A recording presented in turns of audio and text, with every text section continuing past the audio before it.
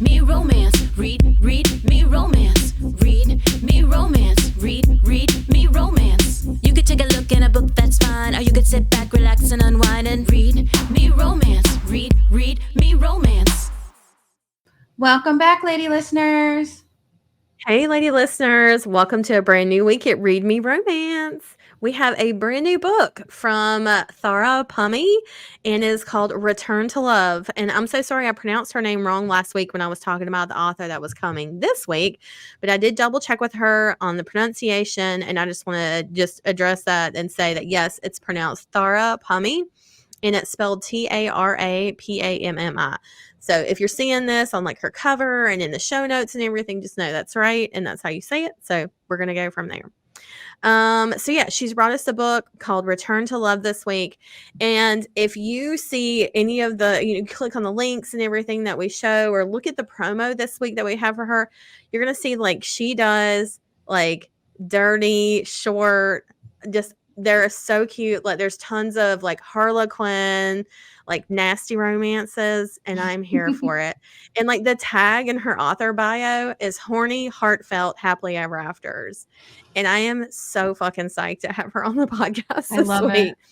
I know she was so much fun to work with. She was so great to talk to, and like having her on the podcast is such a pleasure. But also like seeing her other books and stuff, I am just diving deep down this rabbit hole this week. So come with me. I know it takes me flashbacks when I seen the covers because I was going through her books. I was like, oh my god, this reminds me of so many Harlequin books I haven't read in forever. No, it was so fun, like going through all her stuff and everything and looking up, like, pulling up all her backlists and everything. I was just like, oh my God, this looks good. This looks good. Like everything looked awesome. So I'm really excited for this week's audiobook too, to listen to it. So this will be really fun. But before we talk about Thara and all her fun stuff, we're going to catch up a little bit. So I know that you said you went to the movies this past weekend. And I did too. So what movie did you guys see? Oh, he didn't see what I saw. I want to know though, because maybe we saw the same thing. I saw Alien. That's what I saw. Really? Yeah, I didn't think you would. I was hoping that was what you were going to say that you saw. Okay. All right. Okay, good. Okay, so we're going to spoil this a little bit, okay? So if you don't want to know anything about the new Alien movie and you want to be totally surprised, just fast forward a little bit, give us a couple minutes, because listen, I got to talk to this bitch about this movie, okay? I'm sorry. You just going to have to, lady listeners, just be patient with me. Well, one thing I didn't realize before we even started the Alien movie was that it was a prequel. Yes. Well, it takes place after the first one, but before the second one. Yeah. Yeah. So it's like 1970. Well, the first one was like 1975 or something. I think the first one came out. Hold on. I actually have this because I had sent these pictures. My husband and I were sharing these the other day because we were trying to figure out what's the timeline. So based on the dates, it comes after Prometheus and Alien Covenant, which were like, I don't know, that doesn't fucking matter. It's fine. But in the year that the movie is published and like the year that it happens in the movie, yeah, this takes place like after the first Alien movie. So yeah. But okay, so we saw it in a 4D movie theater. So like the seats moved and stuff. And I had never done that before. Have you guys done those before? I didn't even know this was a thing. Yeah, I don't care for them much. Yeah. I like the IMAX one where it goes around the sides of the theater part of it. I like that. Yeah, that was cool. Yeah. So like the 4D one, I like that it wasn't 3D because I can't do 3D, especially with my glasses. It just makes me nauseous. But this one moved, and I thought at first it was going to be like it was going to like take me out of it. But a few minutes in, I kind of got into it because it would do it and then it would stop. And it wasn't like all the time, but like I kept thinking at one point, if you have like a back issue or like you're pregnant, you probably shouldn't be in these fucking seats because it was like a ride, like a Universal or some shit. Yeah. And they had like fans and there was like water, but the part of it where like the creepy crawlies, like the face huggers, when they would like crawl on you, they would like shoot like these puffs of air on the back of your neck, and it scared me every fucking time. Oh my God, it scared me I was dying. But what I want to spoil a little bit is that So I went to see it with my husband and my 13-year-old. And so we were watching the scene where the girl gives birth to the thing, like the big egg thing. And that freaked me the fuck out. I could not I was like, oh my God. I wanted to like put my hand over her eyes so she wasn't traumatized by this. But she didn't seem to care. And me, Mom, I'm like, you're never going to have children now because this is so fucking horrible.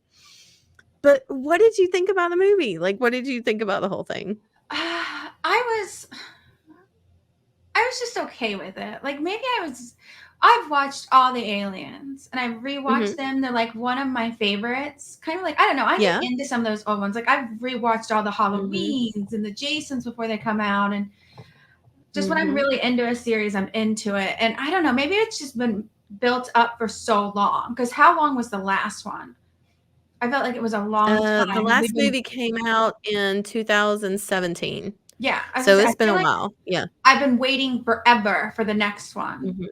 And I don't know what I was expecting, but I was just a little bit let down for some reason. It wasn't a terrible movie. It just wasn't like, which one was the last one? Was that Alien vs. Predator? Well, Alien versus Predator was 2007 was the last one. So the let's see. So 2017 was Alien Covenant, and that was the one I think with Rooney Mara and Fassbender, that guy. I think they were in that one. Maybe they were also in were they in Prometheus too? I can't remember. Anyway, so Alien Covenant was in 2017. The one before that was in 2012. It was Prometheus. And that was in 2012. So before 2012, it was 2007, which was Alien versus Predator Requiem. And then before that, Alien versus Predator. Yeah. So if you go back even further, 2004, before that was 1997. That was the Alien Resurrection. I think so. This one didn't seem as badass to me. Really? I think I really liked it. I felt like I wasn't like, oh shit, a lot, or you know what I mean? Like, holy crap. Yeah, I think it was more like the original, like the more like the 1970s, 80s. It reminded me very much like nostalgic. It wasn't the like jumping out, like there wasn't a lot of like tons of action. I thought there were great aliens in it, and it was more suspenseful than anything. Yeah. So like I liked that aspect of it, and I liked all the monsters that were in it stuff, but the whole like the girl giving birth to the thing like just freaked me the fuck out. Like I was like, okay, this is gross. And I felt like they purposely showed like the face huggers with their tentacles like down the throats. Yeah, I felt like that was gratuitous. And I was like, why do we keep showing this? Why? Like that, I was like, this is too much. Yeah. Ugh, the thing that always got to me, it wasn't even the thing going down the throat. It's always been it coming out of the chest. That's always gotten me. I'm like, oh. Yeah. Or maybe that's because I felt something inside me and just thinking about that trying to come out that way. You know, that's what we joked about. Was my husband said when his mom and his sister, his mom and his mom's sister, his aunt, they were both pregnant at the same time, and they went to go see Alien in theaters. The first one, or I guess it would be the second one, maybe. I can't remember what year was this. Was hold on, 79. So the first one, so they went to see the first one in theaters, and that she was like, she couldn't sleep for like a week because she was so freaked out about it because they had never seen anything like that before, you know. And here's this thing like shooting out of this guy's stomach, and she's like pregnant, and she's super pregnant, and like she's like, here, this baby is moving inside of me, and I'm freaking the fuck out. And so of course, like, you know, we're in the movie theater, and now, you know, my daughter is watching this girl give birth on the screen, and I'm like, to this alien thing, and I'm like, oh my God, this is horrible. You know, I can't imagine being pregnant and seeing that scene. Oh, there's no fucking way. We'd always watch them from when I was little. It was my mom's favorite series. I was so surprised she didn't come with us because we were all out to dinner. And dinner was almost over. And we're like, we're going to go see the new Alien. Do you want to come? She's like, I've been out for long enough. I'm like, it's like a 2-hour dinner. She's like, I got to get back home, guys. This is too much for me. Yeah. Oh, that's so funny. Her and Izzy both, we were out. We were like, bye. Yeah. And I've told you before, like, I don't like scary movies that are like about spirits and ghosts and stuff because I can't handle those. Those freak me out. But like the Chainsaw Massacre stuff, that stuff doesn't bother me. Gross. See, I don't like that gross stuff, bothers but like, me. yeah, those don't scare me. I feel But like the like, hills have eyes, and the Texas Chainsaw Massacres could really happen. Like yeah, that is that's why. real. I don't Yeah, believe I the just don't. I'm not afraid of exorcism those. and the ghosts and all that shit. That's not real to me. The Ring, I'm like, this is fake. Hmm. Yeah, So but that's what I don't know. I'm like, do we have enough evidence that we're sure that's not real? I just don't play around with that. So like the aliens don't bother me. So I always really like these movies because I was just like, I mean, they're probably out there. I mean, it's fine. They're not going to come to Earth. I'm not going outer space, so I don't have to worry about that. Like and I'm it's like, fun. those aliens would get sick if they got inside me. They'd never make it. Hmm. Oh, that was so fun. So yeah, we went and I made a note to like talk about that when I saw you this week when we recorded the podcast. I was like, oh, I'm gonna wait and say something when we're on the podcast because I bet you she went and saw that movie when you said you had gone to the Well, movies. I was like, I wonder if she went and saw the same thing. my girlfriend was in town for the weekend, and she doesn't like Hmm. anything jumpy. But I guess like you, she was Hmm. like, I was like, oh, I want to go see Alien, but we'll wait till like next weekend. She's like, that Yeah. kind of scary doesn't bother me. I was like, oh, Yeah, for those okay. don't. For some reason that just but like ghosts and shit that like jump out and like half their face is missing. Like I don't like that.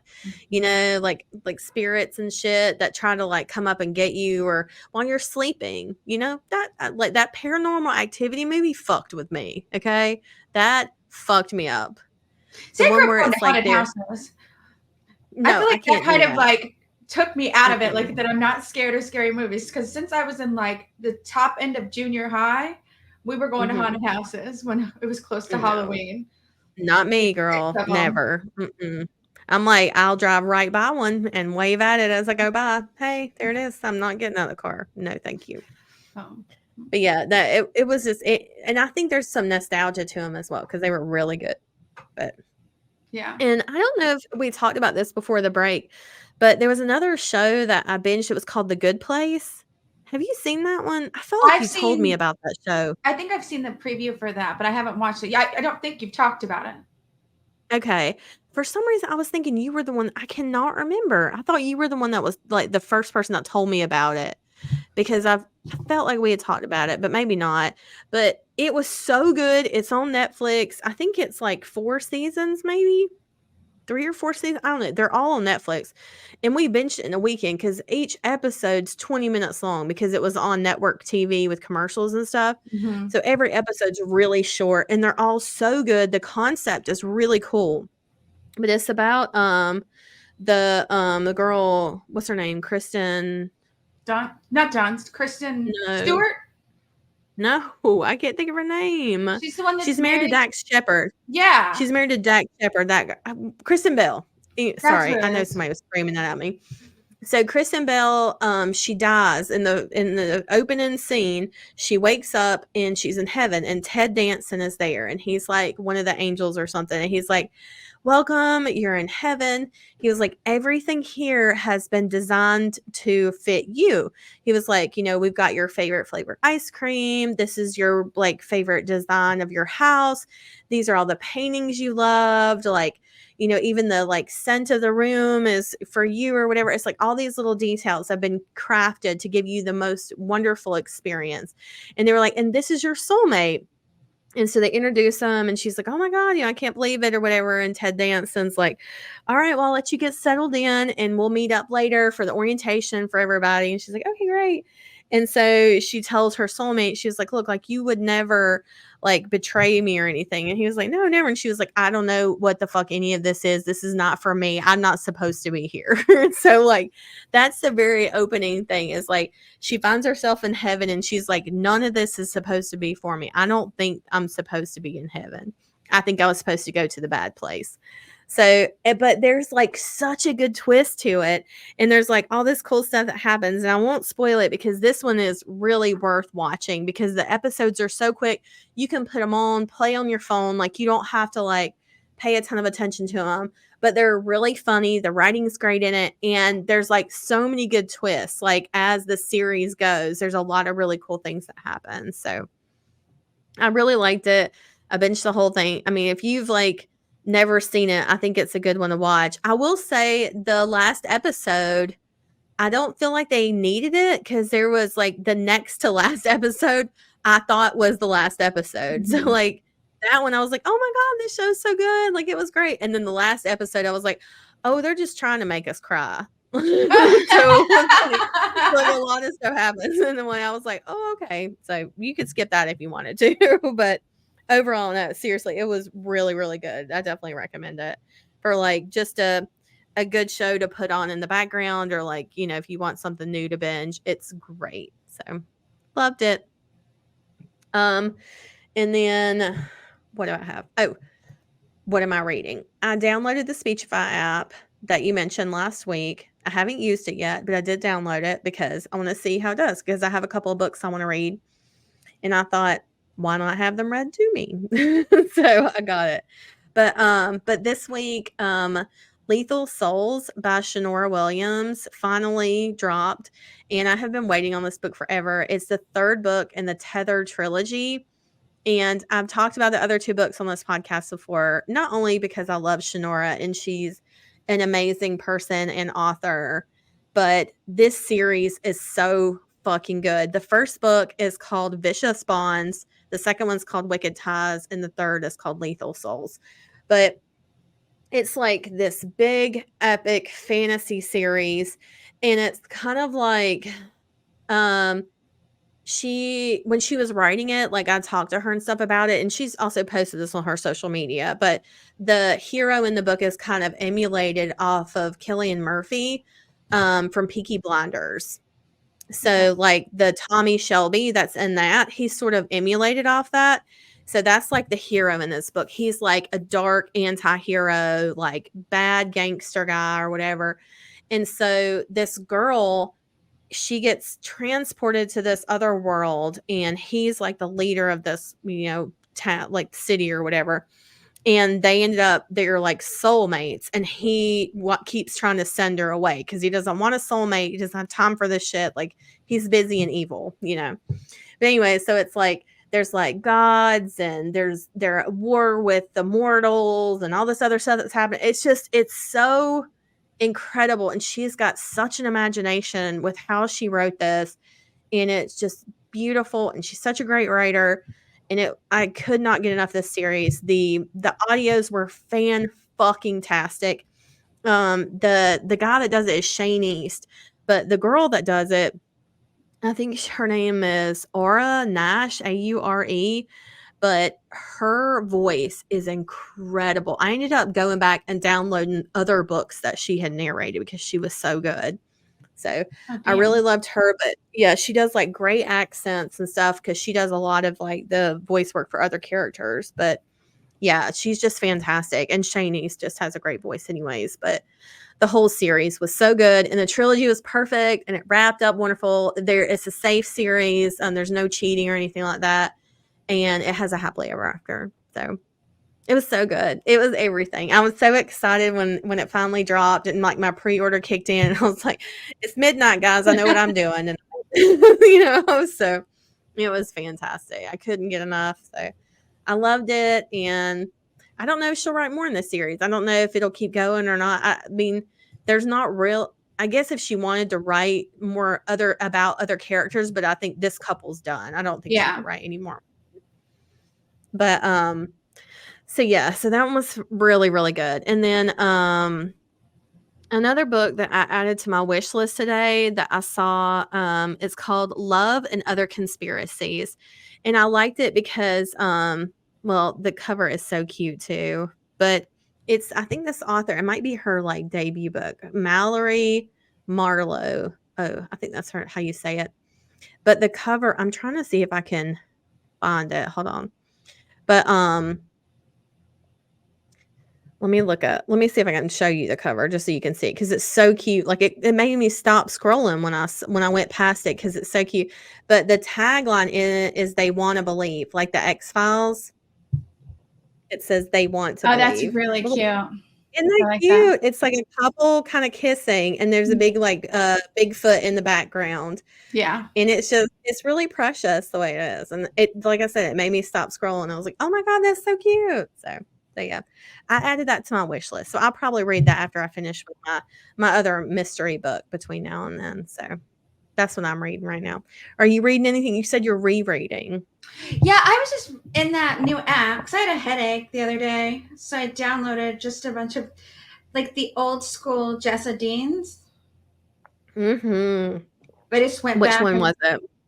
I went back to her she has a medical series. Is Even it though the they're not really Primal in the Scream? hospital. Like the hospital Yes. series. It's not even in a hospital. Like there's a couple scenes in a hospital where she just goes Uh-huh. to the emergency room to get her hand fixed, and he's there, doctor's there, and then he goes home with her for Thanksgiving.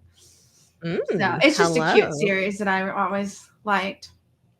I Oh, and love her love note. that. That was the one I went back because I've actually read one of her books a few times called Blind Love because it starts off really dirty. That was the first one I went in when I was like, oh, I need something light to read. And I was like, oh, what was that one book where she's blindfolded? So, Oh, that's a good idea. so Yeah. and You're then like, I "Sis, went I back don't down wanna a see hole. anything." I love when that happens. It's a wonderful mistake. Alright, well, I think that's everything. Now we're gonna talk about Thara Pummy for a little bit and all of her wonderful things. So, first, I'll read you her author bio. A proud third-generation author, Thara writes horny, heartfelt, happily ever afters with messy, diverse characters from all spheres finding love and acceptance.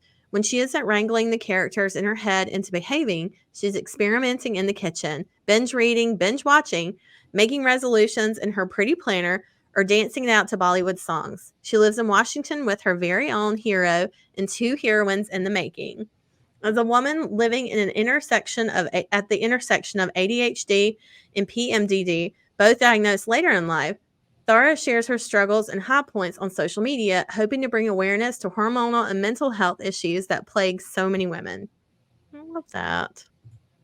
The book you're about to listen to today is called Return to Love, and I'll read you the bio for that.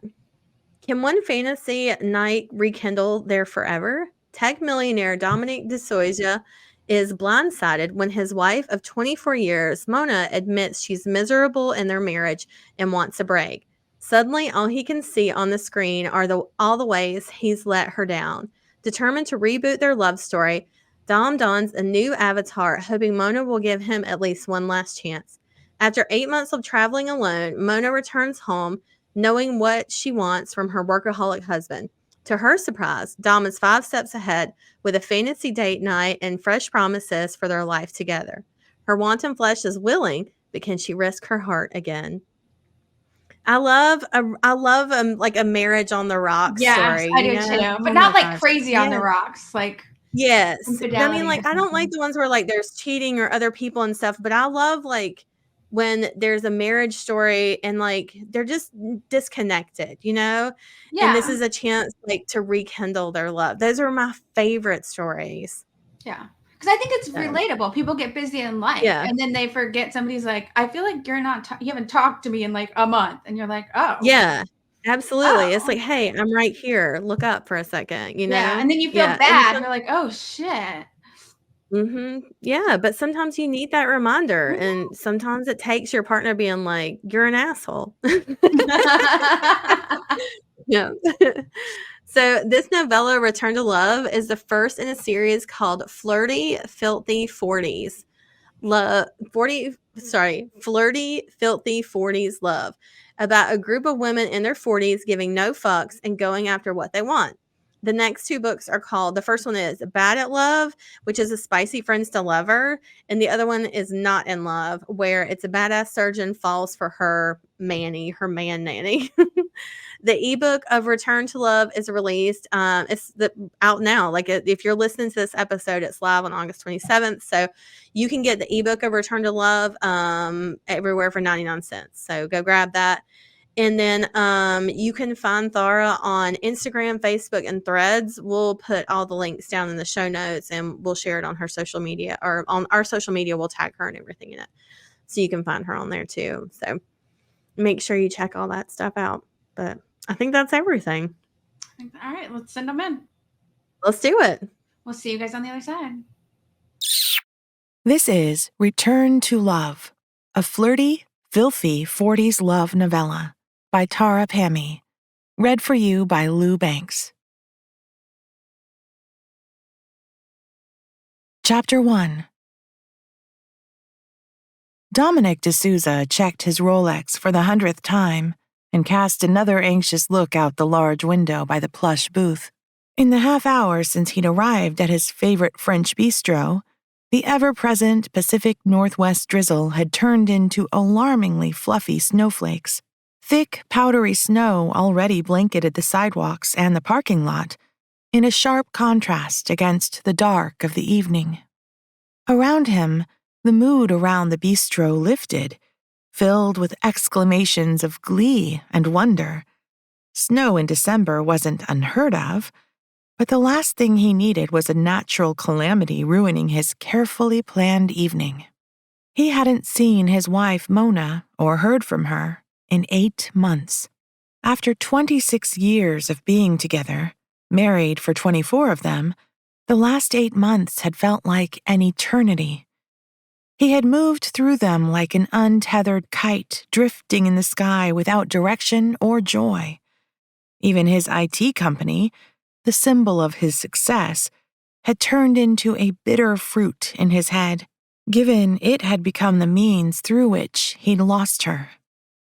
The break Mona had demanded had forced him to see he had treated her like his personal assistant and a hostess, even a prize he had to keep earning, rather than as a partner, as a woman with her own needs and dreams. That she had used the said break to travel through India, a vacation he had promised her for so long, made the truth sting more. For an allegedly brilliant businessman who'd built an IT company from scratch, Mona's admission that she was miserable in their life had blindsided him. That he'd let her go through a major, life-changing surgery alone while he chased a milestone contract for his company shamed him months later. Rubbing a hand over his freshly shaved face, he sighed. What if she'd realized she was better off without him and his workaholic, non-communicative ass? What if she had found a man who appreciated her instead of being caught up in his own insecurities? A husky voice speaking to the maitre d' had him sit up straight. His heart thudded against his ribcage, as if rattling its walls with uncontrollable excitement. Dressed in a chocolate-colored satin dress that clung to her big tits and fluttered over her knees, Mona looked like a decadent dessert he wanted to inhale in one gulp. God, he had forgotten the effect her hourglass, pin-up-worthy figure had on him. Years ago, when they'd first started going out, he a skinny, bespectacled nerd, and she a popular social butterfly, he'd waited with endless patience to worship those tits and that ass. Time and life had only made her hotter and brighter and wiser. Pendant lights hanging in a cluster from the ceiling picked out copper gold highlights in her wavy hair. Her makeup was subtle, making her rosebud mouth shimmer pink. Black stilettos and a black clutch complemented her classy look. As if sensing him, she looked up. Her brown gaze drifted over his features with swift greed, making his skin hum. God, he'd missed her gaze on him. He'd missed her wit, her laughter, and her soft, deep kisses. A soft smile curved her lips. Under the table, Dom patted a hand over his stomach, willing the roaring dragons inside to calm down. She was here. She was giving him, them, another chance. And he would not waste it, would never take her for granted again. Not this goddess who had stood by him through near bankruptcy, who had raised their twins from when she'd been 20, mostly alone, who had acted as nurse and advisor and everything in between to him. The woman who had turned her back on her parents' wealth and an easy luxury life because she believed in him and loved him. With each step she took toward him, maneuvering through the crowd and tables, his resolve firmed. There was one thing Mona had always wanted from him that he hadn't delivered. Because he had been too busy and too tired, chasing wealth and status she'd never asked for. So that's where he would begin tonight. Chapter 2. Mona D'Souza felt her tummy roll and dive as she walked towards her husband of 24 years. Every inch of her thrummed as if she was embarking on a first date with a man she'd crushed on in secret. Which was ridiculous, because Dominic was her first and only lover, had seen her give birth to their twins, and had transformed from a reserved, brilliant nerd to a dynamic, generous entrepreneur. Except somewhere along the years, he'd left her behind and forged on alone. Breathing deeply, she slowed her stride and took in the intimate, rustic charm of the familiar bistro. Twinkling fairy lights draped across the exposed beams and window frames, and a cheerful Christmas tree created a magical, festive ambiance. The scent of pine mingled with the aromas of freshly baked bread, rich sauces, and roasted meats. She was glad Dominic had chosen this place for their reunion. For nearly 30 years, the cozy, family-owned bistro had stood resiliently in this corner of Seattle, fighting against gentrification and evolving trends, a testament to quality and time. Back then, they had to save their pennies for a year to afford an appetizer and a drink here. Now Dom could probably buy the restaurant if he wished. But the magic between them, was it gone forever? For weeks now, she had been on tenterhooks about seeing him again, about leaning into his body and letting him hold her, about kissing him, about grabbing onto him and never letting go, ever again. But this summer, being on her own for the first time since she'd been 18, had provided her with a clarity she hadn't known in years. That their marriage had become a stagnant wasteland, mired in resignation and complacency, was on them both. She would do whatever it took to fix it, to get the Dominic she had once adored back. It had to begin with her telling him how much he had hurt her, even though it was the last thing she wanted to begin their cozy Christmas Eve dinner with. "Hey," she said, reaching him, the word a husky croak. For what felt like an eternity, but couldn't have been over 10 heartbeats, Dom stared at her. His deep-set gaze swept over her face, over the pulse frantically fluttering at her neck, lingering over her lips. When he pushed to his feet, light limned the breadth of his shoulders, highlighted by the thick, faded red sweater she recognized. She'd knitted it for him nearly 2 decades ago when all they could afford were cheap, handmade gifts. He looked both familiar and foreign in a way she didn't understand, but her body instantly responded, pleasure uncoiling deep in her belly. Had 8 months changed him drastically, or was she just starved for the sight of him? Eyes shimmering brightly and skin gleaming, he looked eons better than when she'd left him at the beginning of summer. His features had lost the pinching tightness he'd gained during her recovery, and his chest looked like he had filled out. He fairly radiated good health and happiness. A jolt of juvenile anger shot through her, battling it out with the stringent awareness of him. Clearly, their separation had worked wonders for him, while she had missed him with a desperate ache. "You look good," she said sullenly. "Mona, right?" With nearly a foot differential in their heights, she'd always felt small and dainty around him, and it hit her afresh, that sensation of being engulfed in his heat and the intensity of his gaze. Your pic on the app doesn't do you justice. You're so much more beautiful in person. His deep voice reverberated with excitement. Mona stared at him wordlessly. Had her husband achieved a new personality along with the smoking hot bod? He stuck his hand out, ignoring her dumbstruck silence. I'm Dom. I haven't been on a first date in, oh God, 20-odd years, I think. His large hand, with its elegant fingers, hung in the space between them while her mind whirred. He pushed his other hand through his hair, making the wavy strands stand up. Excuse me if I sound nervous. Her desire to touch him won out over the confusion. She wasn't just horny, but desperate for his touch.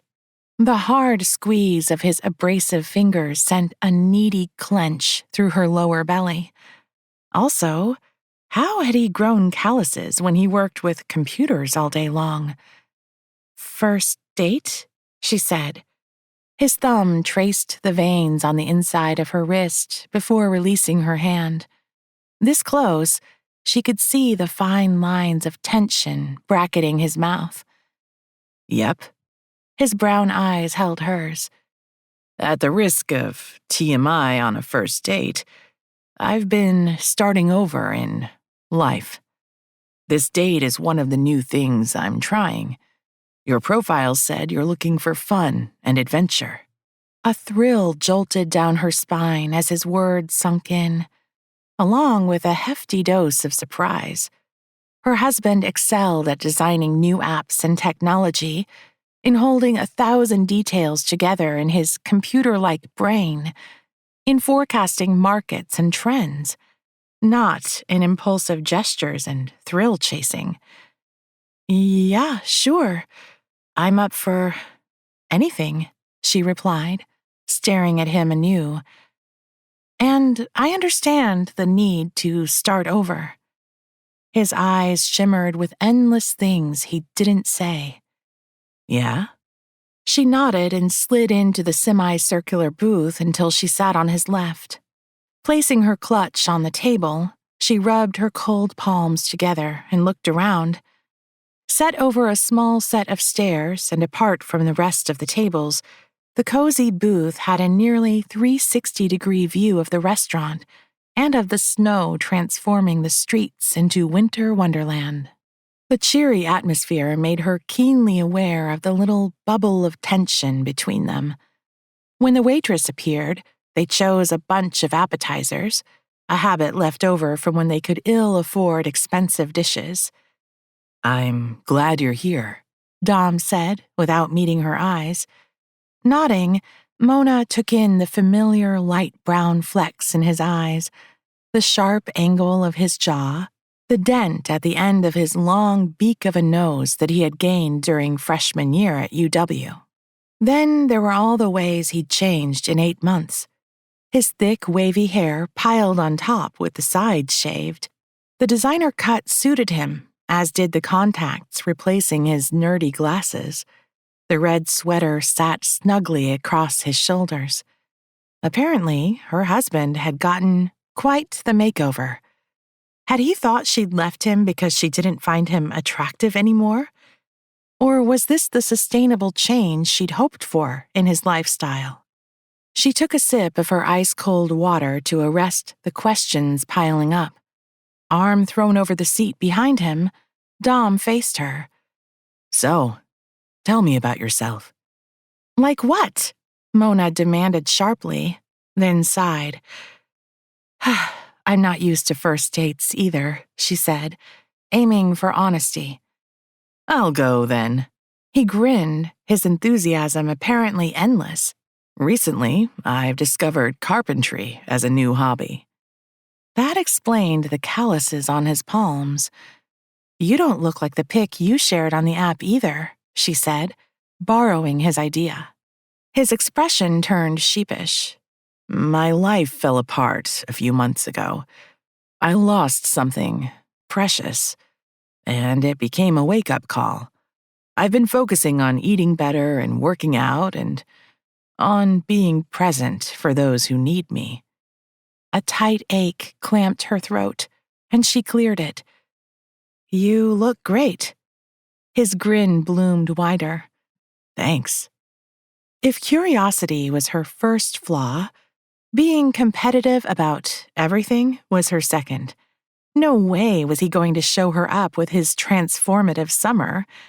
It was high time she shared her dreams and needs too. My summer has been full of research and just plain fun for a project. It's been challenging, but also a dream come true. I'm finally doing something I've wanted to do for years. A dream come true. His grin dimmed. Care to share it? Far too intimate for a first date, she said, shaking her head. It's a privilege to know all of me. His thick brows drew down into a frown. Slowly, something utterly wicked lit up his gaze. Their waitress appeared, her tray teeming with their drinks and appetizers. When she left, Mona picked up the glass of red wine and held it up. To starting over. Dom muttered, "Wait." He dove into the insides of the navy blazer lying on the seat and pulled out a package of the sulfite-removing sticks she used to carry around before she'd gotten sick and stopped drinking. Her wine glass shook as she stared at him. You're carrying those? Don't want you to get that blasted headache tomorrow, he said, opening one and dipping it into the wine.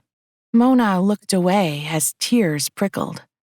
Not a big surprise that her responsible, super protective, ultra-provider husband remembered she got awful headaches on red wine, or that he would carry them in case she showed up tonight, and in case she wanted to drink her favorite wine. And yet, when she'd truly needed him, he had let her down. Mona? She swallowed her doubts and clinked her glass against his. I don't know what to say. He shook his head and tucked the sticks away. Nope, not talking about the blip into that parallel universe. She laughed, 1,000 feelings tangling up in her chest. With a lock of hair falling onto his forehead, his gummy grin wide and real, he looked achingly gorgeous. Leaning close, he tangled his arm through hers. Merry Christmas, fantasy girl. Here's to starting over. Chapter 3. She was playing along, thank God. Dom swallowed a too large gulp of his scotch, the burn down his chest calming him. Bringing out the wine sticks had been a near miss, but how could he let her drink the wine when he knew how badly she would suffer the next day? Now he needed to get them back on the fantasy train. He shuffled a little closer to her. Her gasp was sweet when his thigh pressed against hers. Suddenly, he wished he had arranged for them to meet directly at their hotel suite. He would have ravished that pretty mouth by now and... No, his wife had always liked a little thrill in their sex life. While it had been regular for years, because he was a man who thrived on a routine, it definitely had been nothing close to thrilling. Worse, with his company going public in the last 2 years, he'd had neither the energy nor the time even for scheduled sex. Then, with Mona falling ill, it had all come to a screeching halt. You're right, he said, running his finger over the plump veins on the back of her hand. Who wants to share boring details when they can be teased out in a fun game? She took a sip of her wine, which left her lips glistening. He wanted to lick it off so badly that he shivered. A fun game? She eyed him with such bloodthirstiness that Dom had to bite his lower lip to stop smiling. You could let me earn the privilege of learning your secrets, he said, lifting a piece of smoked salmon tartare to her mouth.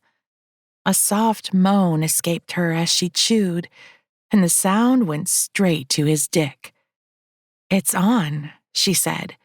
Then she clutched his wrist, made him pick another piece and feed her. The tip of her tongue licked the tips of his fingers while she held his gaze. Lust slammed into him like a freight train. He gripped her chin. Flirty or filthy for tonight? Her lips parted in a soft gasp. Filthy. Private or public? Eyes wide, she looked around and trembled. Public. Truth or dare? She pushed one silky shoulder against the paneled wood and considered him, the edges of her hair fluttering over the swell of one tit. The angle dragged on her neckline, presenting him with her cleavage. He got stuck on the decadent side. God, he'd missed her tits like no one's business. If things went well, he would bury his face between them tonight and not come up for air. Maybe he would do it for the rest of their lives. He had made enough money for them to live in comfort without ever working again. How had he lost sight of what was important so badly? Eyes up here, she said, her lips glistening from the wine. He swallowed, wriggled on the seat, with no relief to his thickening dick, and looked up. Truth or dare? He repeated. She lifted her chin. Dare. He raised his brows in pretend surprise. Do you want to know the question before you choose? I'm feeling generous.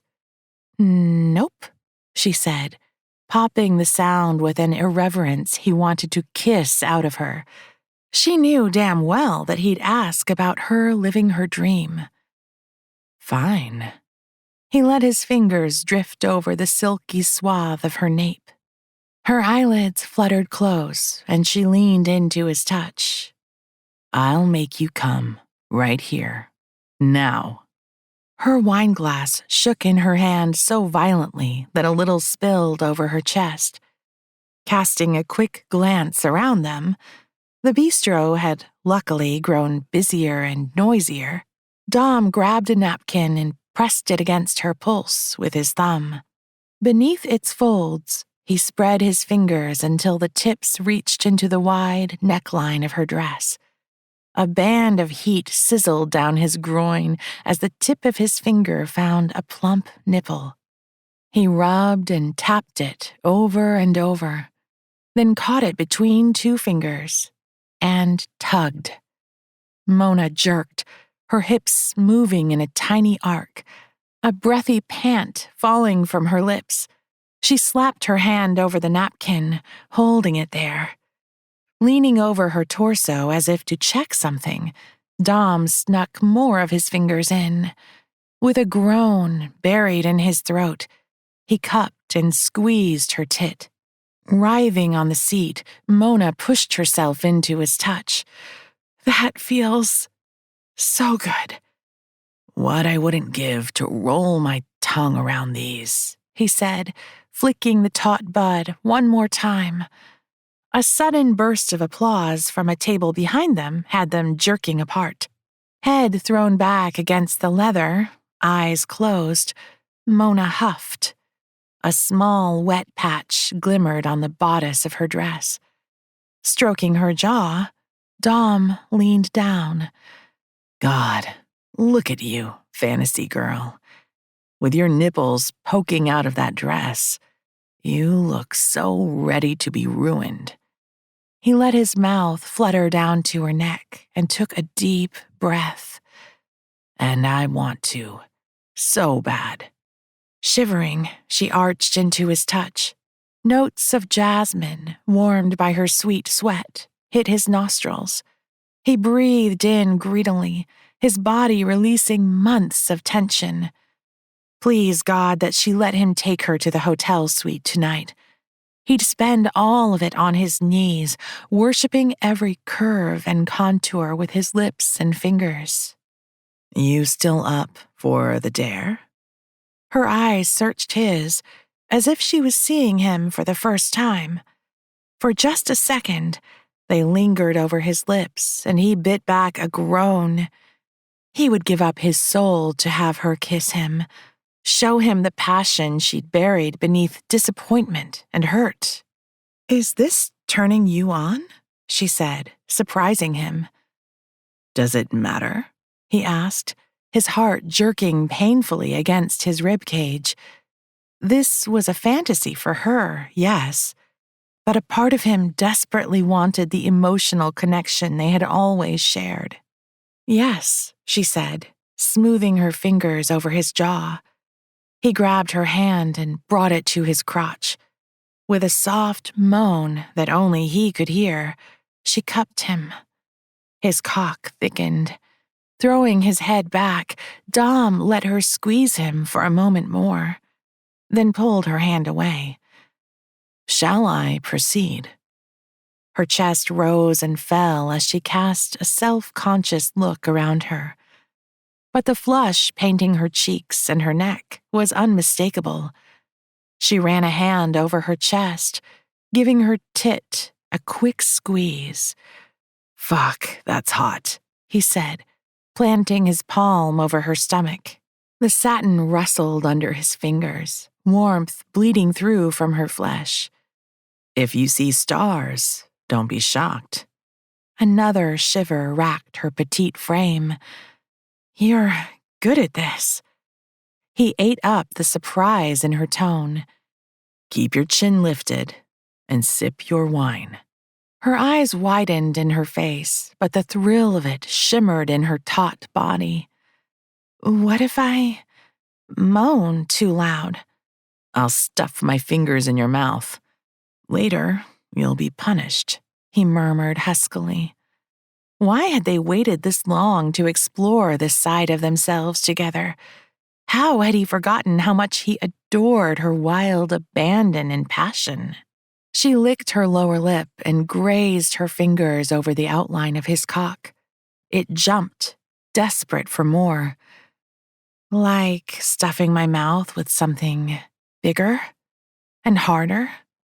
Lust coiled through him, every muscle lighting up like bulbs on a circuit.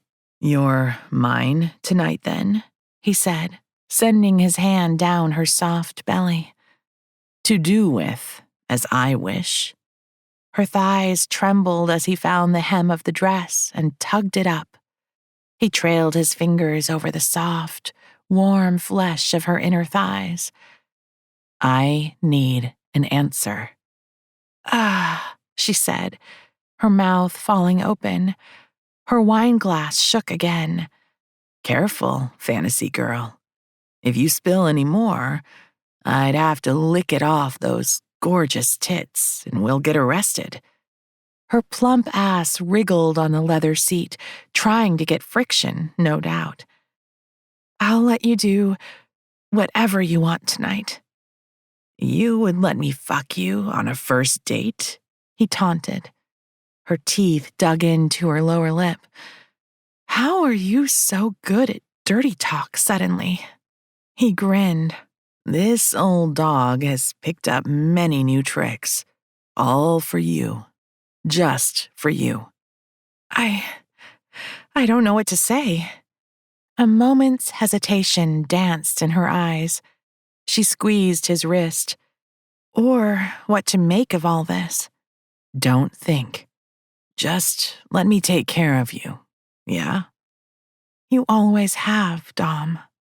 Not in the way you needed it, he said, his own throat suddenly heavy with so many unsaid things. That's on me too, she said, fair to the last. He rubbed his cheek against hers, his chest aching. Right now, lift that peachy ass for me, sweetheart, he said, taking a casual sip of his whiskey with his left hand. When her dress loosened around her thighs, he sent his left hand exploring up them again. Silky smooth skin and warm flesh met his questing digits. And then, the damp spot on her flimsy thong. His cock pushed against his trousers at the evidence of her readiness. X marks the spot, he said, pressing his thumb against it. Her breath hitched as he shoved the fabric aside and ran his finger pad over the seam of her folds. Fuck, you're wet for me. It's for... He grinned. Words not needed, fantasy girl. Then he made a few passes up and down her silky, damp folds, spreading her wetness around, learning the map of her anew. Remembering what she liked, he circled her slit without penetrating. Her lips fell open on a long, low gasp. When he knocked at her clit with his knuckles, she gave a little thrust of her hips under the table. I miss you, baby, he said, taking a sip of the whiskey for his parched throat. His body tightened, readying to explode with one hard stroke. In our bed, in that damned house, in the... No parallel lifetimes, Dom, she murmured between rasping groans and rhythmic jerks. Right now, all I care about is coming. He laughed and then thrust his fingers inside her. She covered her mouth with her palm and buried her teeth in the fleshy base. Bending close, he pressed his mouth to her temple and told her how hard she made him while he hooked one finger to hit the sweet spot deep inside her. Tell me what you need more of, he demanded. That's it. More on that spot, please, she whispered. 2 fingers pumping inside her snug sheath. He circled her clit with the pads of the others. The wet, slurpy sounds of her cunt swallowing his digits made every nerve ending in his body strain towards the edge. Do you know how pretty you look right now? Your nipples are fat and tight against that satin. Your lips are plump and pink. And here, he caught her clit with 2 fingers and twisted it. You're so ready for me. She jerked and squirmed, sweat beading over her lip. I'm so close. Please. On and on he drove her, urged by her mules and the tight clutch of her thighs locking around his wrist. Then come for me, fantasy girl, so that I can chase this scotch with a taste of you. Her teeth buried in his bicep, she came with a keening sound that filled all the empty spaces inside him. He kissed her sweaty temple and slowly pulled his fingers out of her. She moaned. Holding her gaze, he licked them up. Still trembling, she pressed the glass of water to her cheek. Thank you, she said primly, shying her gaze from his. That was fantastic. Tenderness filled his chest. Wrapping an arm around her, he pulled her close. Now she smelled like sex and jasmine and red wine, a cocktail of scents that made his cock throb. That was just the starter. When she stiffened, he braced himself and gave her the out she might need. If you don't want to spend the night with me, I understand. She faced him, emotions flashing through her eyes. I do, but I don't want to talk about us. I want the fantasy to continue. Chapter 4. The walk across half the block to the luxury hotel took them close to 15 minutes on the snow-laden sidewalks. Around them, the world looked like the inside of a snow globe, all twinkling lights and iridescent snowflakes against a velvet dark night. Mona's overheated body relished the bitingly crisp air while her heart desperately needed a reprieve from the feelings overload. Tucked under Dom's protective arm, her knee-length jacket pulled tight around her, she let her tangled thoughts take over. Even with aftershocks making her core tingle, she couldn't believe she had come like that in public, Dom's fingers buried deep inside her. He'd strummed her like he played the guitar, with the confidence of a man who knew just where to pluck to create what note. It was the last thing she'd expected of tonight, of him. Clearly, the change in her husband wasn't just on the outside. Not too late for them, her heart chanted hopefully. For the rest of the dinner, they had fed each other the delicious appetizers and discussed fluffy stuff about their summers.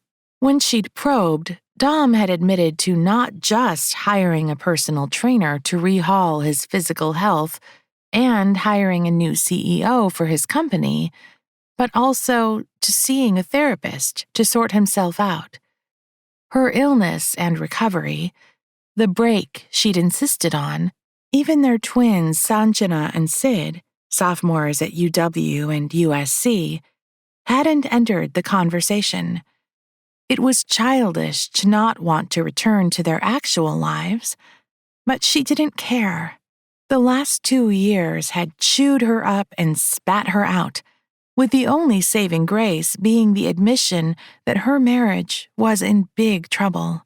Her best friends, Charu and Cash, had come through for her, propping her up on the days she felt low, encouraging her to see her recovery as a new chance, letting her vent about the state of her marriage without judgment. Dom hadn't liked her condition to continue the fantasy for the rest of the night, but he was indulging her. Hope and worry warred within her.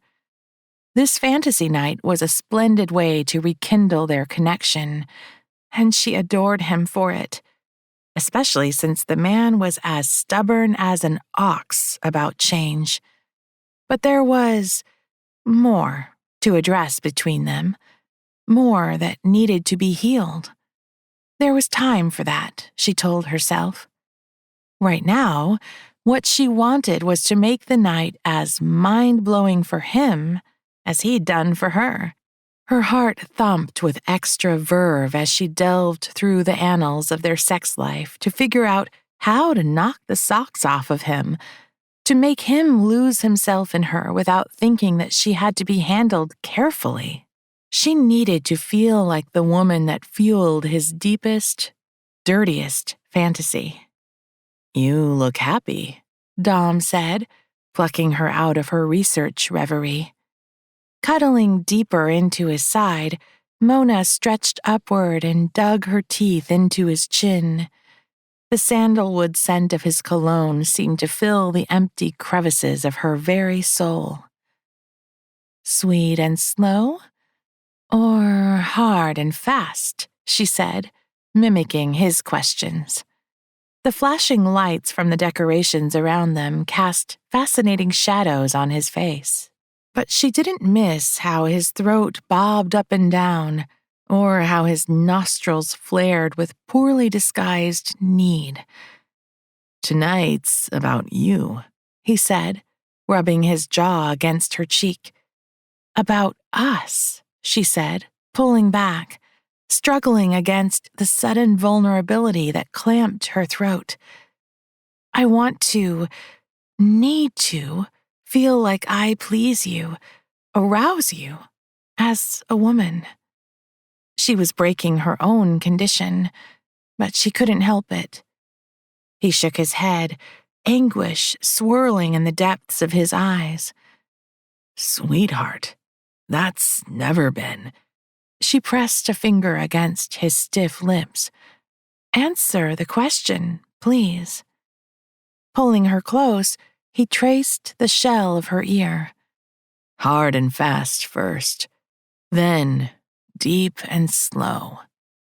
"Greedy," she said, warm despite the snowflakes kissing her nose. I like it. He laughed, and the sound, hearty and deep and as familiar as her heartbeat, stole through her, opening up a deep cavern of longing. She tightened her arm around his waist, loving the rough nap of his sweater against her cheek. Suddenly, her life felt like it was full of colors and textures and new sensations. A kaleidoscope of possibilities, something she hadn't imagined possible a mere 2 years ago, when she'd been bedridden and frightened out of her wits. But this night, this man, this moment belonged to her now. This life that had seemed so fragile and tenuous was hers to live fully. Sudden carnal inspiration made her dance through the sticky snow. His deep timbred chuckle at her antics warmed her from the inside out. Years ago, before they'd been 20-year-olds stuck with an unexpected pregnancy and living in near poverty, they had played so many fun sex games, uninhibited and desperate for each other, without a penny to call theirs. Later, she'd lost herself in raising twins with zero support and stretching every single dollar Dom earned to feed them, while he had thrown himself into building a better life for their new family. He'd worked 100-hour weeks for years and succeeded beyond their wildest dreams, making his first million at 36. But they had lost each other on the way. "Real or role play?" she said, eager to make new red-hot memories to rival the ones from the past. "Role play," he said, a deep hunger unwrapping in his answer. His palm cupped her hip. Velvet heat uncoiled low in her belly, as scenarios unraveled in her head. "On my knees? Or all fours?" His curse rang out in the open spaces buffeted by the wind and tall buildings. "Only one option at a time," Mona said, infusing her words with a stern note. When he glanced at her, she caught the flush streaking his cheeks and knew it had nothing to do with the cold. He pulled her to face him, powdery snow crunching sweetly under her boots. She bunched her hands in his sweater as his mouth descended. Laced with the dark decadence of the scotch and chocolate cake, his breath danced over her in sinful invitation. Just as his lips reached her, she turned her head. Kisses not allowed in this world. His lips skimming over her jaw, he groaned out loud.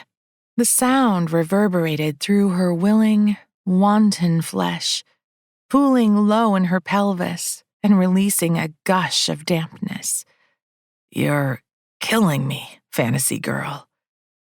"You haven't said how you want me," Mona said, nuzzling into the warm cavern of his neck. "I want to be surprised." "Right.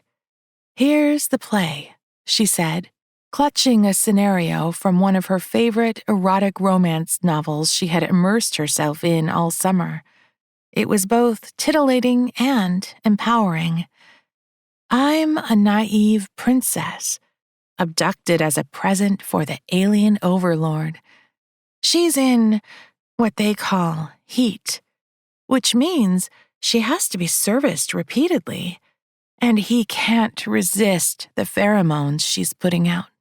"Fuck, serviced." Dom's words landed on her skin like a throaty growl. He shoved his fingers through his hair. "It mean what I think it does?" "Yep," Mona said, not letting him break their forward momentum. "Of course, the princess doesn't know that her body needs this kind of servicing, so she's going to resist a bare minimum." Dom's filthy curse rang around them, spicing up the sweet Christmas carols pouring out of restaurants and radio stations. Does she need it the whole night? Her heat needs it, Mona corrected primly, just as they arrived at the hotel.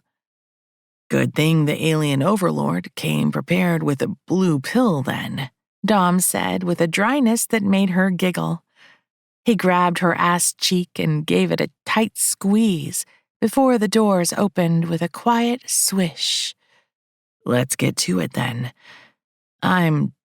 Chapter 5.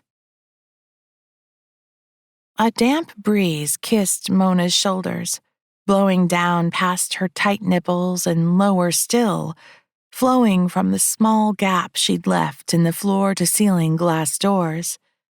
While it wasn't a hot flash, she was overheated enough to need it.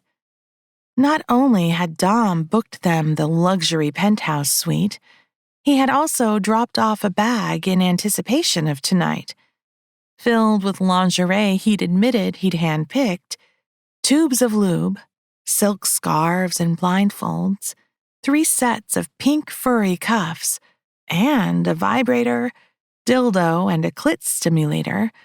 The bag had been a revelation. The idea of Dom perusing the catalog while his cock engorged in his pants, thinking of how he'd use them on her, made 100 shivers spew over her skin. For tonight, she'd picked body oil with dark notes of cinnamon and jasmine, 2 pairs of cuffs, and a bottle of lube. After her shower, she'd urged him to have one, then went to town with the oil. The nearly meditative massage she'd given herself sitting naked on the bed had been blissful, drawing out sweet, sensuous heat from every inch of her. Then she'd dressed in a gold-sequined lace thong and bra. Apparently, he had been thinking in themes already, and tied a silk scarf around her throat. She let her hair fall around her shoulders. While it was thick, her extensions gave it density and length. She would be eternally glad that her friend Charu had dragged her to the hair clinic. It gave her back the confidence she'd lost, while it thinned during her illness. Though soon, she hoped she wouldn't need the extensions outside of these fantasy nights. Finally, Mona slid herself onto her knees on the plush bed with its cloud-like duvet. She used 1 set of cuffs around her ankles, then lathered her already sensitive folds in lube.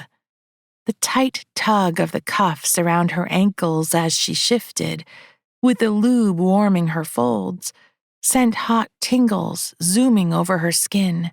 The second pair of cuffs clicked shut on her wrists just as the door to the attached bath opened. Anticipation tightened her belly. She felt Dom's gaze over her raised ass cheeks like a laser pointer before she heard the growly sound he made deep in his throat. Are you my prize, princess? When Mona would have turned to see him, he made a forbidding sound. Do not turn. Warmth from his damp skin beckoned her, and the cuffs at her ankles clinked as he tested them. Mona pressed her face into the duvet with a whimper, her muscles jumping with delight when his abrasive palms cupped her ass cheeks with relish. I do not look at the face of my presence, he said, easily faking a deep, formal timbre. It is only the pussy I'm after. Desire drizzled down her spine like warm honey, pooling at her core. God, the man was unnatural. Without meaning to, she rubbed her thighs together. Dampness seeped through her thong to coat them. Nearly 2 years of celibacy and hours of foreplay had her desperate to be filled up in every way. What do you mean, my lord? She said, sounding appropriately whiny and scared. In reward, Or was it punishment? He needed the globes of her ass. "You speak too much. Wet holes are for being filled up," Dom said, his rough, serrated breaths hitting her pulsing folds. Wait, where was he? Dear God. He'd nudged his face between her thighs, right below her needy folds, balancing at the edge of the bed. Anticipation drew her nipples painfully tight.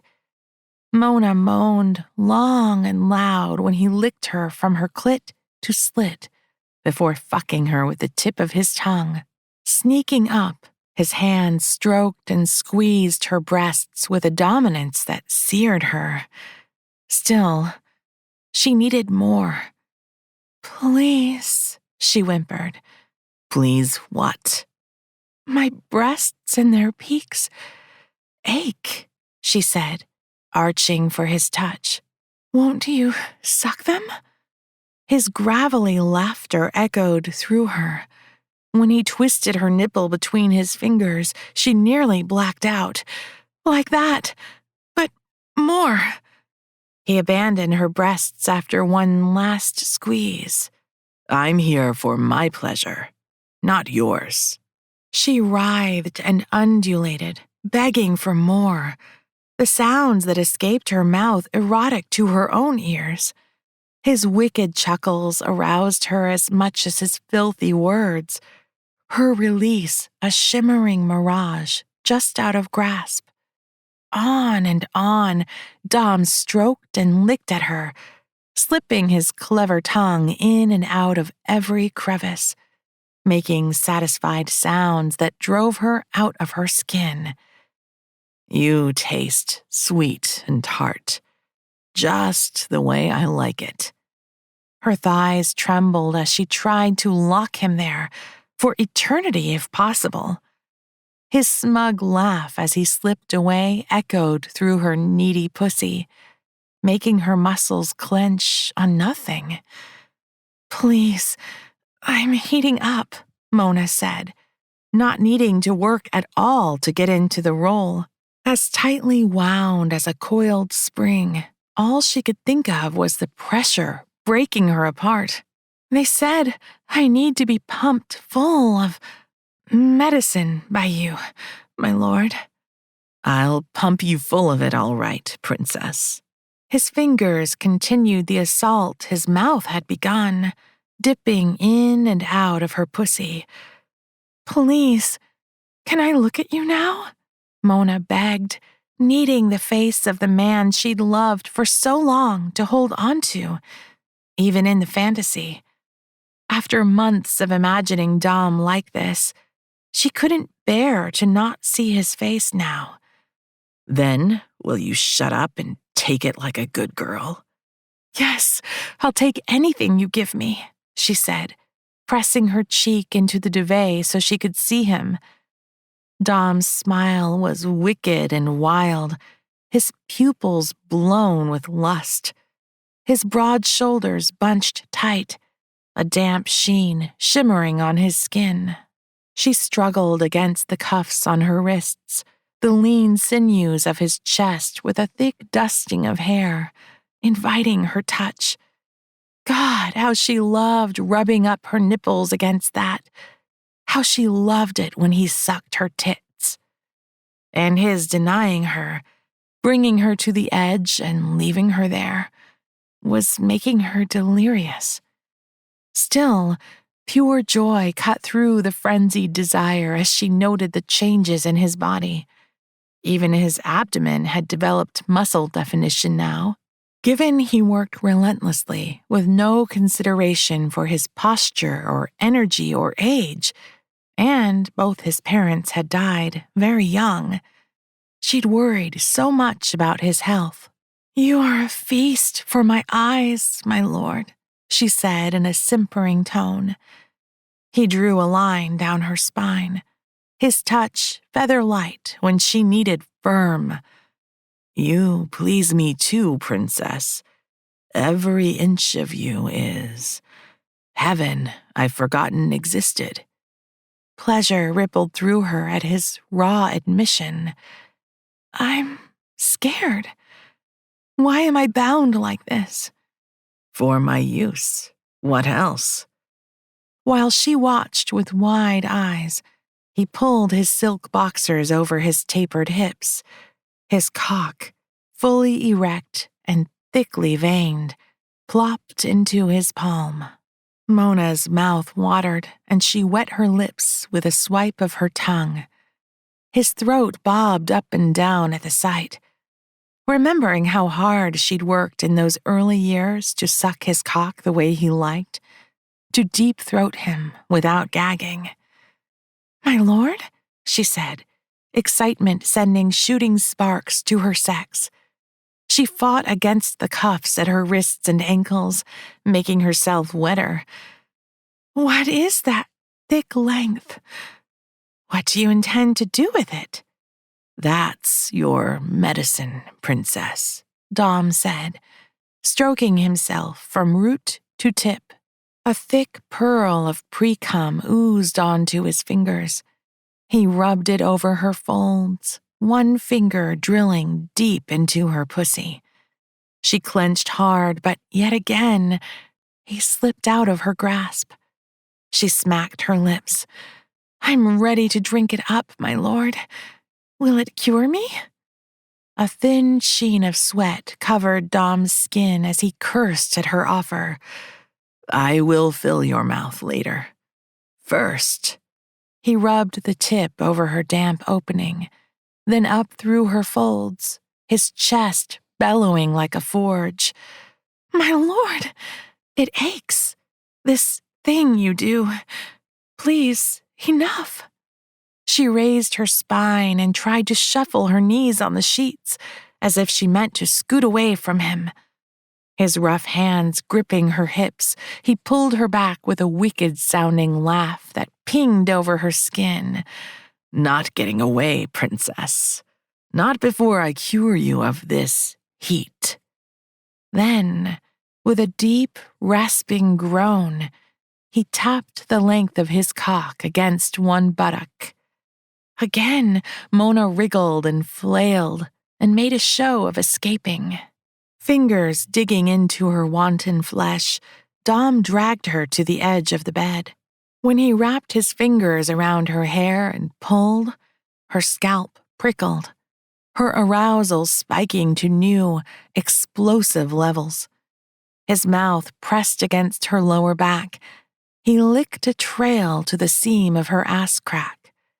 "This pussy is mine, princess. To be filled up and used any way I want. If you take it like a good girl, I'll cure all your ills." And then, in one hard, smooth stroke, her alien overlord lodged himself as deep as he could go into her waiting, willing, wet sheath. His prize, his queen, his wife of 24 years clenched him so tightly that Dom thought it was a miracle he hadn't blown his entire load in one stroke.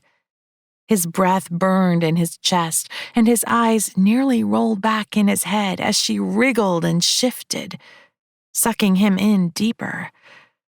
"Are we done, my lord? And yet, my pain is still there," she purred, her thick lashes fluttering, her spine trembling under his palm. "No," he said, sneaking his hand under her belly and tweaking her clit. She bucked and arched, thrusting herself into his touch with a sob. God, how stupid had he been to neglect this divine sensation for his damned work? How had he not fucked his willing wife morning, noon, and night, glutting himself on her body until there was nothing but this bliss? He pulled away his fingers just as her lower belly rippled and her orgasm neared. "Please, please." Her whispers were frantic now, growing more desperate with each denial. "Please, my lord, I can't take this anymore. I will break." "No, princess," he growled, stilling her frenzy with a soft slap against her ass. Her keening moan filled his tautly pulled balls. And no, you aren't breakable. Your cunt squeezes me like a fist with such intensity. You're here for me to slake my lust, for me to exorcise my demons. Then he pulled back all the way and plunged into her with enough force to jerk her up on the sheets. She cried out, the sound a cross between a moan and a scream, and it fisted his cock like a tight band, as if made for the exact purpose. Sweat drops dripped from his skin onto hers in fat plops. On and on, Dom drove into her, changing up from short, shallow strokes to deep, lingering ones, just as she caught up to his rhythm. Fantasy and reality blurred as he exorcised the pain and disappointment and ache of the last months out on her body. The fear of losing her, the shame of how he had let her down, the long nights of loneliness. He purged it all with each rough plunge into her pussy. This was what he had desperately needed, and he could see clearly why Mona had come up with this particular fantasy. More than just his desire, she needed not to be treated as fragile or broken, or less than his perfect woman. The realization made his chest tight, and he increased his pace, falling over into an animalistic rhythm in his chase of that high, of that redemption in her curves. Mona caught up, her spine and hips falling and rising perfectly in tune with his frenzied movements. His name on her lips, a thready, whispering chant, caught his attention. Her eyes wide and damp, hair sticking to her temples, sweat beading over her upper lip. She was all woman. The only woman he'd ever loved, and would always love. "Please, Dom," she said, breaking their script. "I want to come." "In a moment," he said, with a kiss on her spine. And then he continued his rough, quick thrusts. Soon, heat shot up his spine and gathered in his balls. When his climax was a breath away, he started stroking her clit. She crashed and burned instantly, her core clenching and drawing out his orgasm, milking and draining him of every drop. Her long, husky moan joined his roar as he fell over her. Dom continued thrusting until the tremors shaking him subsided. Draped over her silky back, he kissed her temple, hoping she could hear the thundering cry of his heart. Minutes, or was it millennia later, he undid the cuffs at her ankles and wrists. When she groaned, he rubbed at the sore spots, then wiped her down with a damp washcloth. When she excused herself and fled to the bathroom, he told himself to not read too much into it. Later, still shaking from his explosive climax, he joined her in the bed. Relief coated his skin in shivers when she embraced him. "Are you okay?" he said, kissing his way down her neck until he could rest his face between her breasts. His orgasm had emptied him out in more ways than one. "My pain has receded, my lord, for now," she said, with a twinkle in her eyes. "How about you?" Dom groaned, his cock already half erect and grazing her thigh, thanks to the pill. At least his feverish need hid his crushing disappointment.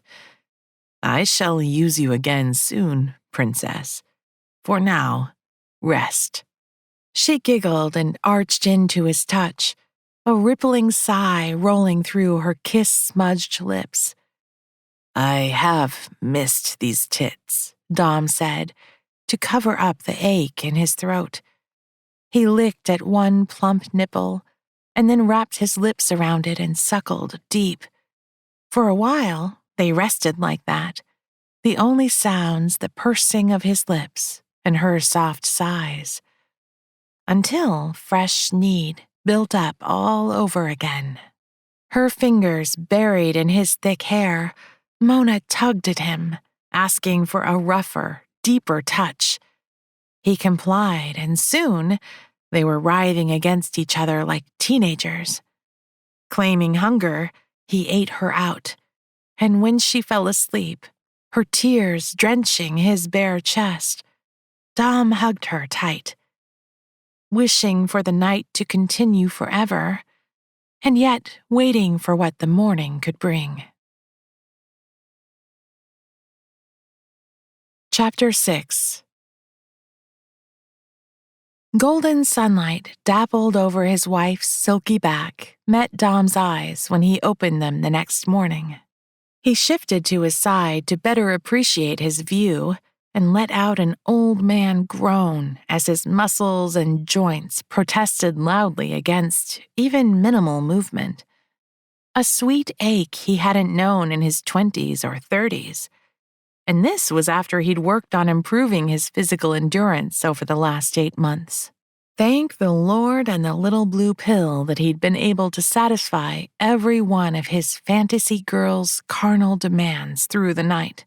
Pushing sweaty tendrils away from her forehead, he kissed her temple before slowly rolling away from her without disturbing the sheets. He pulled on his sweatpants, washed his face, ordered room service, and lingered at the foot of the bed, watching her. Tension gripped him as he wondered how the day, and the rest of his life, would unfold. Her thick lashes cast crescent shadows onto her cheeks, her lips dark red and swollen. He ran his knuckles over the arch of her neck and shoulders, left bare by the neckline of his sweater. Sometime near dawn, after their third round, she'd pulled it on, claiming she was cold. A wave of tenderness crashed over him as the rightness of her in his sweater settled deep in his gut. Last night had been long overdue, but he didn't, for one moment, assume that it fixed everything. The thought of Mona wanting to continue her break, separate from him and their life together, or wanting to meet him for this slice of fantasy away from real life, made him want to howl like a child. She was his entire life, and without her, his millions, his company, his life had no meaning. A band tightened around his chest as she came awake and glanced around in soft wonder and a haze of confusion. Seated on the edge of the bed, he rubbed his knuckles over her cheek, unable to stop himself from touching her. "Good morning, fantasy girl." Her eyes swept over him greedily, her fingers clutching his wrist tight, as if he might be a dream that could disappear. A rough groan escaped her mouth as she tried to sit up. Grinning at her soreness, he tucked his hands under her arms and gently pulled her up. Her soft breath danced over his jaw and neck. A signature cocktail made of sex and jasmine and the chocolate-flavored lube, all his. Just filling his senses with her grounded him instantly. He pressed a soft kiss to her cheek, even as he braced for her to push him away. Instead, she clasped his cheeks with both hands and pulled him in for a kiss. The first press of her lips against his made him gasp like a drowning man. Sliding his fingers into her hair, he pulled her head into the angle he liked and devoured her. Her taste, so familiar and yet somehow new, exploded inside his mouth, sweeter after craving it for months. Just last night, he'd wondered if he would ever know the wonder of her kiss again. He stroked his tongue against hers, biting and nipping, allowing her breath only because she needed it. This way and that, he ravaged her mouth until she gasped. Pulling back, he stared at her, his chest painful enough to crack open. "Good morning, Dominic," she said, palms cupping his shoulders, mouth turned up in a wide smile. The band of tension rippled and released, making him breathe in deep lungfuls at her use of his name. When she patted the spot by her thighs on the bed, he jumped on it like a dog waiting for its master's affection. Grabbing her roughly, he hugged her tight. Like he'd wanted to do for months, and last night, he nuzzled into her hair, his body trembling. I missed you, sweetheart. So much. I'm not good at words, Mona. You know that. You did well enough last night, she said, burying her face in his neck. He shook his head, laughter lightening his ache for just a breath. That was something else. You liked it, though, right? A sliver of hesitation danced in her words. It wasn't too much? He pulled back and stared into her eyes. Only now, after his initial fears and the haze of lust had cleared, did he see the subtle changes in her. Dark smudges cradled her eyes, and she looked thinner, leaner. But the pale, pinching gauntness she'd worn during the recovery was gone. There was a new confidence, an inward spark of joy radiating from her very pores. The thought lodged like a heavy rock in his stomach, even as he was happy for her. I loved being the alien overlord, he said with a fake smirk. I'm thinking we should make it a monthly event, if you'd like. We could do this all over the world. Really? She said, teeth digging into her lower lip. He nodded. Mona, sweetheart, if you need a boulder lodged into his throat as he tried to force the words. Longer break to continue traveling alone. Or if you want to live in a separate apartment and only meet for this kind of stuff, I'm okay with it. Her gaze searched his, something flashing in it. Like, just use you for sex and a luxury lifestyle? She said so softly that he had to strain to hear it. Dominic wondered if she could hear the cracking of his heart, but he owed her whatever kind of happiness she wanted, even if it wasn't with him. I want our life to be whatever you need it to be, Mona, even if that means I get to be your stud, not your husband. Do you love me that much, then? Mona asked, tears crowding her throat, making her words come out like wispy rasps of falling leaves. Her usually stoic husband's eyes filled with tears for the second time in the 26 years she'd known him. His hand shook as she lifted her hand into his and pressed a kiss to the tips. I love you so much, enough to give you whatever you need, even if that means breaking my own heart. She pulled her hand away, some of her tears leaking onto her cheeks. I only ever wanted you, Dom. Even when I found out I needed the hysterectomy, you employed a cook, a maid, a full-time nurse, and a therapist. I was in unbearable pain with the constant bleeding. My hair was falling out, and you still didn't come home for weeks, chasing some big deal. You made me feel alone and unimportant. If not for Charu and Cash, I'd have broken down completely. Anguish made his eyes shine bright, and his stubbled cheeks were damp. I'm so sorry, darling. His large hands patted her everywhere, as if he needed to make sure she was there. When I asked and you said you were fine to go through it without me, I didn't give it a second thought. Not that it excuses it. I was hurt that you had to ask, Dom. He brought her knuckles to his damp eyes. I'm sorry I lost sight of what we had. and how precious and fragile it is. I'll say it 1,000 times for the rest of our lives, if only so that your pain is lessened just a bit, sweetheart. You abandoned me, Mona said, the hurt she'd been pushing down for months bursting out of her. It crushed her and liberated her like a cleansing fire.